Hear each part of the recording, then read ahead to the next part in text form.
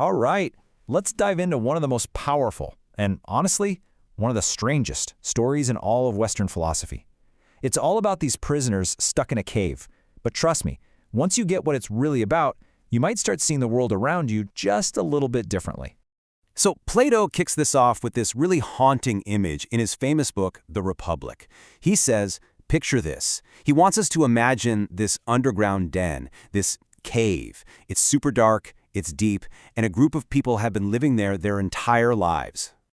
Yeah, but this isn't some cozy home. Not at all. These people are prisoners. They've been chained up by their necks and legs since they were kids. Just imagine that. They can't move, they can't even turn their heads. All they've ever done is stare straight ahead at a wall. Now here's where it gets weird. Behind them, there's a fire burning. And in between that fire and the prisoners, there's this raised path where other people are walking, holding up statues and all sorts of figures. And that fire? It casts the shadows of those objects onto the wall that the prisoners are forced to look at. So for them, this little shadow puppet show, well, it's not a show, it is reality. It's literally all they've ever known. Okay, so this is where the allegory really gets going. Plato asks us to imagine one of these prisoners is suddenly set free. He's dragged, kicking and screaming, out of the cave and into the blinding sunlight. I mean, at first, he's totally confused. His eyes hurt, but then, as they adjust, he sees the real world for the very first time. He sees the sun, the source of all that light and life. But, and this is the tragic part, when he goes back down into the cave to tell his friends what he's seen, they don't believe him. They think he's gone mad. They actually threaten to kill him if he tries to set them free too. I mean, what a strange and powerful story, right? But here's the thing you have to understand. Plato wasn't just making up a spooky tale. This entire allegory?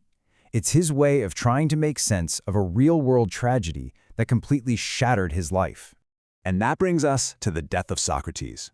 To really get the cave, you have to understand the real-world tragedy behind it. The execution of Plato's teacher, Socrates, by the city of Athens back in 399 BC. I mean, this event convinced Plato that something was fundamentally broken in the world. And this is the absolute key to the whole thing. That prisoner who escapes, sees the truth, and then goes back to try and help the others, only to get rejected and killed, that prisoner is Socrates. It's a direct parallel. And when you look closer, the connections are just unmistakable. Socrates was the guy who spent his life questioning the most powerful people in Athens. He was showing them that their deeply held beliefs, what they thought was rock-solid knowledge, was really just opinion, just shadows on a wall. He tried to get his fellow citizens to turn away from that ignorance and toward the light of reason. And their response? It wasn't gratitude. They gave him a death sentence. For Plato, the message was chillingly clear. A philosopher who sees the truth is a threat to anyone who's comfortable living in the dark. But Plato wasn't just going to write a sad story about his mentor and leave it at that. No way. From this absolute tragedy, he drew a political conclusion that was, and still is, completely radical. His logic was simple and pretty harsh. He thought, okay, if most people are living in this dark cave, mistaking shadows for what's real, then they are completely unfit to run things, right? So the only people who should have power are the ones who have made that agonizing journey out of the cave and into the light. In other words, the philosophers. And this is the origin of his famous and super controversial idea of the Philosopher-King. Now, you can see how this idea is a total double-edged sword. On the one hand, it's kind of inspiring, right? It's this argument that truth and real wisdom should guide power, not just what's popular at the moment. But on the other hand, wow, it is deeply troubling. It's a full-on assault on the idea of democracy. And it leads to some really tough questions, like who gets to decide who's enlightened? And what's to stop these so-called philosopher-kings from turning into tyrants, absolutely convinced that they and only they know the truth? You know, this core conflict, the lone truth-teller versus the powerful majority, it didn't just die with Plato. And that brings us to our next point.